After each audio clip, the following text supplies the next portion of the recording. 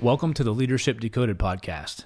Here, we break down leadership concepts to provide you practical tips to help you lead at your very best at work and in your everyday life. I'm your host, Dr. Will Ramey, a former U.S. Army officer and combat veteran, a team and leadership development workshop facilitator, and Executive Education Adjunct Professor.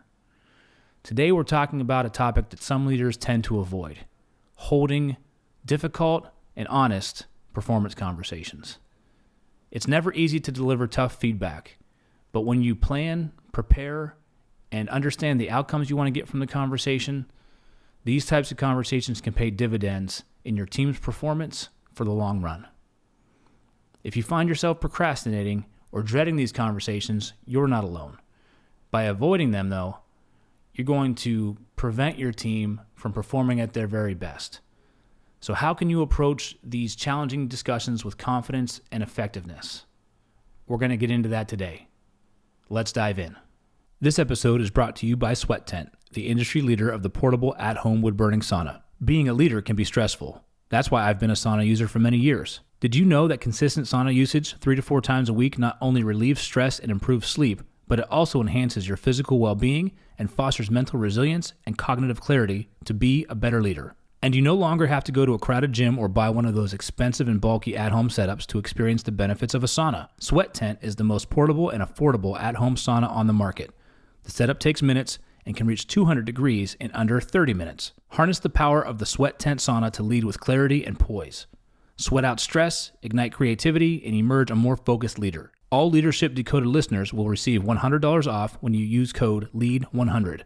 Visit sweattent.com today to get $100 off your purchase with code LEAD100 at checkout.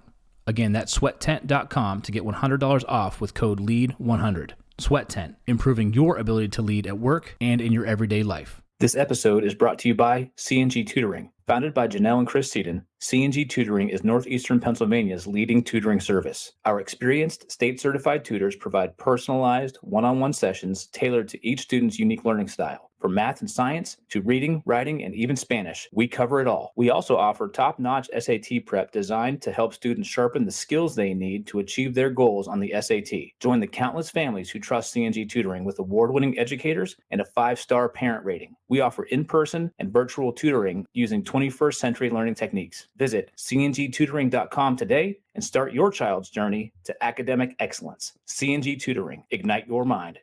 This episode is brought to you by Fit AF. As a leadership coach, I understand the importance of fueling both body and the mind. Balancing coaching sessions, workshops, and personal development can be demanding, and that's where Fit AF steps in. Fit AF offers an ever-changing menu crafted by top chefs and nutrition experts to ensure you're getting the best quality meals. Their diverse selection caters to various dietary preferences and needs, including keto, paleo, vegetarian, vegan, gluten-free, and more. As a valued listener, enjoy an exclusive offer. Get 20% off your first order of 7 meals or more by using code LEADER at checkout at fitafnutrition.com. Again, that's code LEADER for 20% off your first order of 7 meals or more at fitafnutrition.com.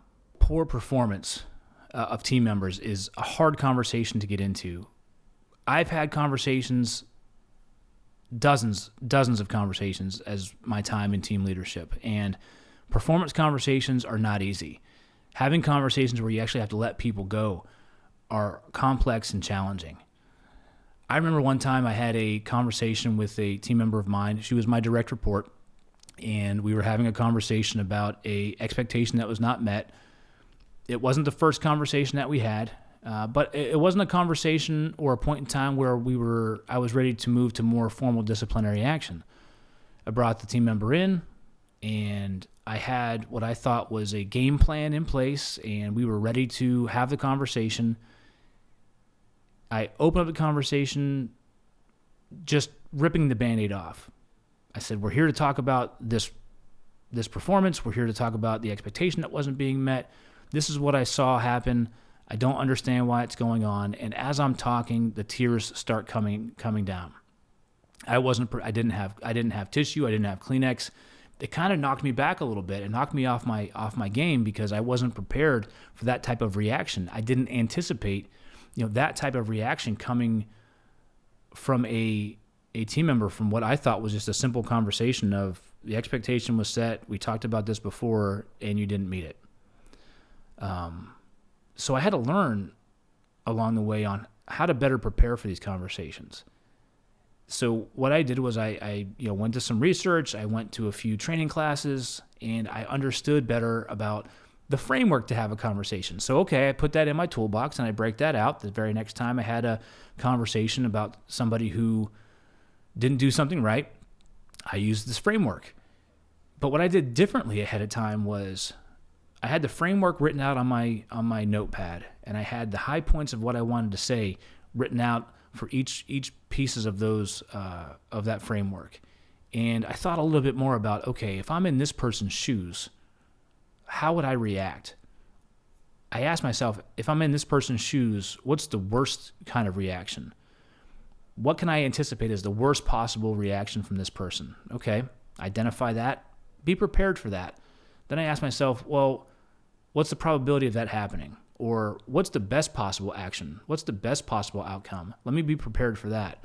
And then now I start setting my left and right limits and finding, here's the worst, here's the best, here's the most realistic. Here's what I want to say, here's what I still need to have understanding on, and this is what desired outcome I want to have from the conversation.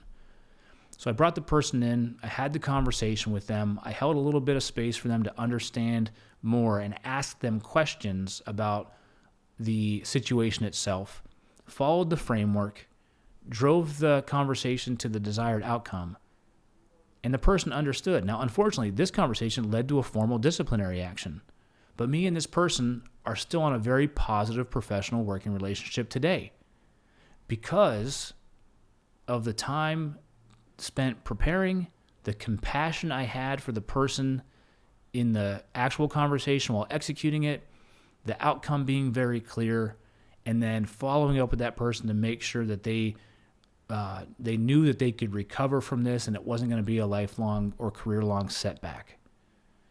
Such small tweaks in those conversations, albeit still as difficult, still as challenging, still as emotionally engaging, but those small tweaks of how to properly hold that conversation made all the difference in the world.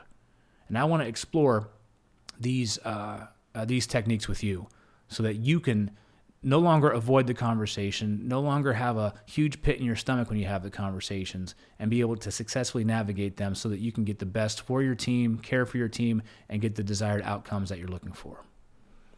So the first step is how to prepare for a performance conversation like this. And the key to a successful, difficult conversation lies in the thorough preparation for the conversation. The first, you want to gather the relevant information. Understand that you are not going to have every piece of information, every piece of the story, every piece of the scenario, because you're gathering pieces and context through your observations, through other people's observations, through quantitative data, through qualitative data, but you're never going to have 100%. So before the conversation even starts, collect all the facts that are related to the performance issue. Review any previous feedback, any previous reports, or any specific incidents that would help illustrate the problem. This ensures that you're entering the conversation with clear, evidence-based understanding of the situation itself. Secondly, you want to understand the context. So reflect back on the broader context in which the situation or the issue has arisen. Consider factors such as the workload, the team dynamics, any external pressures, any external factors that might be affecting the employee's performance. Take time to consider not just what's happening in and around inside the work environment, but open the door and the window to understand what's happening outside the work environment. First and foremost, it's because you should have genuine empathy and understanding for the person. Secondly, when you enter these conversations with some humility and with a human touch and humane approach, it lets people know that you genuinely care about their well-being, not just their performance in the big machine of work. Third, you want to take time as you prepare to anticipate reactions. Think about how the employee might react to the feedback. Are they likely to be defensive? Are they likely to be upset? Are they going to be closed off? Are they going to be accepting? Preparing for these reactions will help you stay composed and help you guide the conversation effectively, no matter how the employee responds. So when you anticipate the emotion, you anticipate the reaction, and you plan for each one of those, or you're at least prepared for them, then you're not surprised, like I was, you're not surprised when they come up during the conversation, and you have a game plan on how you want to, keep engineering the environment in that conversation to move it forward. And fourth, you want to practice your approach. I know sometimes going in and rehearsing conversations, you don't want to be too rehearsed, but trust me, when you're holding difficult, honest performance conversations, you don't want to go in ice cold. You want to have at least rehearsed opening, middle, and closing portions of this. So consider pulling in a trusted colleague, a trusted peer, running through your points, running through your opening, and do a little bit of that role play to help you understand how you want things to flow and potentially navigate any roadblocks that may come up. So this can help you refine your message. This can help you shape your message, anticipate how it might resonate with somebody, because they may hear different things or emphasize different words, which would have different meanings or change the context of your conversation. All right, the next big thing is to identify desired outcomes. Once you've prepared, it's essential that you identify the desired outcome of the conversation. Is this conversation meant to inform? Is it meant for discipline? Is it fact-finding? Is it meant to correct behavior? Is it meant to rehabilitate? What are those outcomes that you're looking for? So you consider a few things here. One, clear objectives.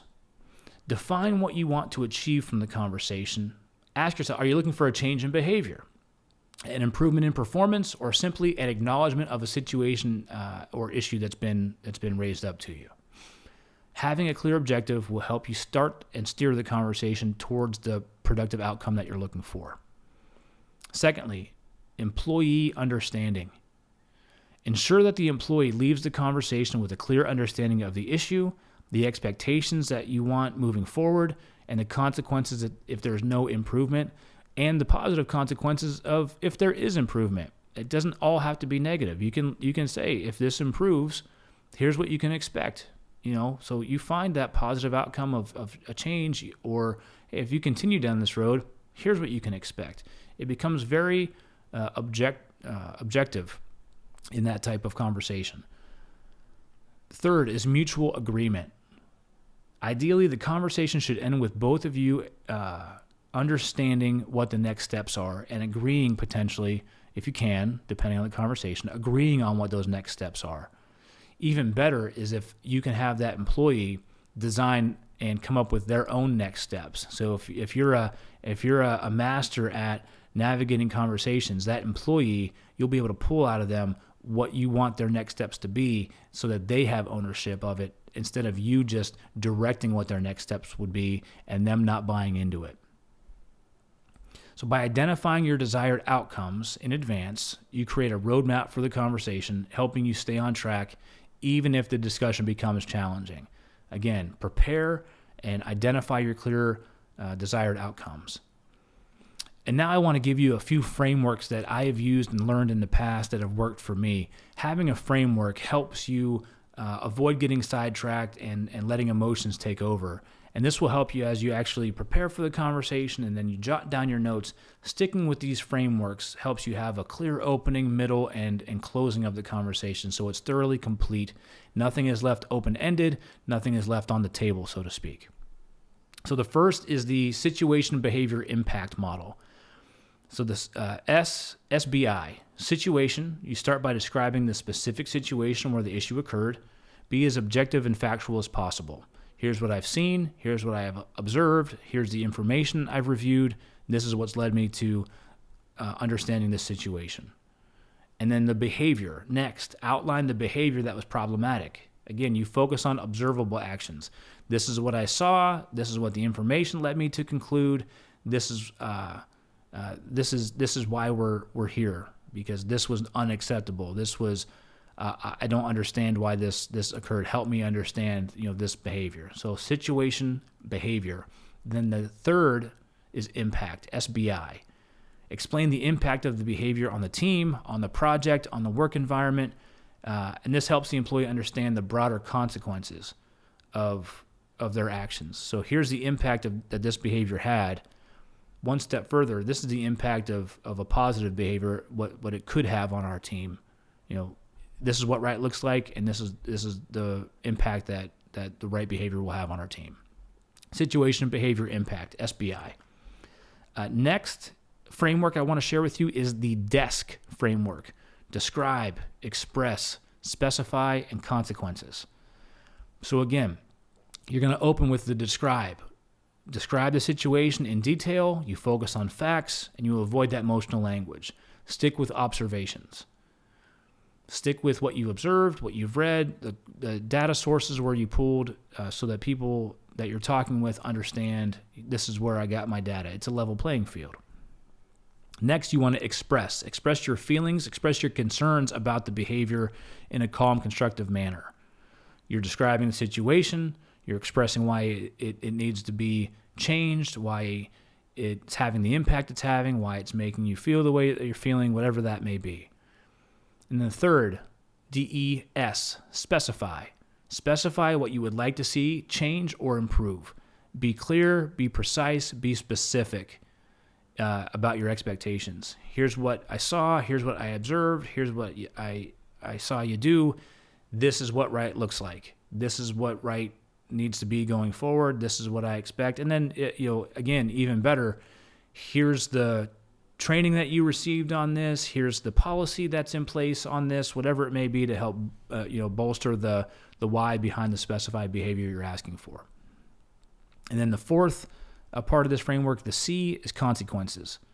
Outline the positive consequences of meeting the expectations or the potential negative consequences if the issue doesn't be resolved or the change in behavior doesn't happen. By utilizing frameworks, it helps you prepare, it helps you stay on track during your conversation, and it gives you clarity not just for the message being delivered, but the message being received. Frameworks help you stay on track and avoid getting sidetracked. As a leader, difficult conversations are inevitable. We work with people. People behave in a certain way for certain conditions. You want to show up with a kind, caring, seek to understanding perspective.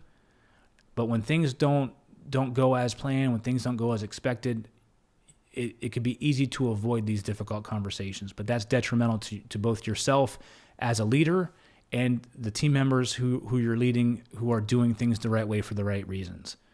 When we have a problem performer, it's better to address it early and often than to let things linger, fester, and deteriorate along the way, because you may lose those other team members who are your high performers by not addressing poor performance within your team. Remember, the goal is to support your team members' growth, support your team members' development, and when approached thoughtfully, even the most difficult, honest conversations can lead to positive outcomes. Thanks for tuning in to the Leadership Decoded podcast here in the Loop Internet studio. If you enjoyed today's episode, give us a comment, leave us a review, download and share the episode with your fellow leaders. We're here to serve, help get the word out so everybody can lead at their best at work and in their everyday life. If you're an organization who wants to invest in your leadership and team development, I want to work with you. I provide highly engaging, creativity-infused learning experiences that help learning stick well beyond the workshop. You can connect with me on LinkedIn at Dr. William Ramey, at Instagram at Leadership Decoded Pod. You can connect with me here at will@onthestacks.com if you want to email me, or check out my website, drwilliamramey.com. Thanks for tuning in today, and I'll see you the next time you press play.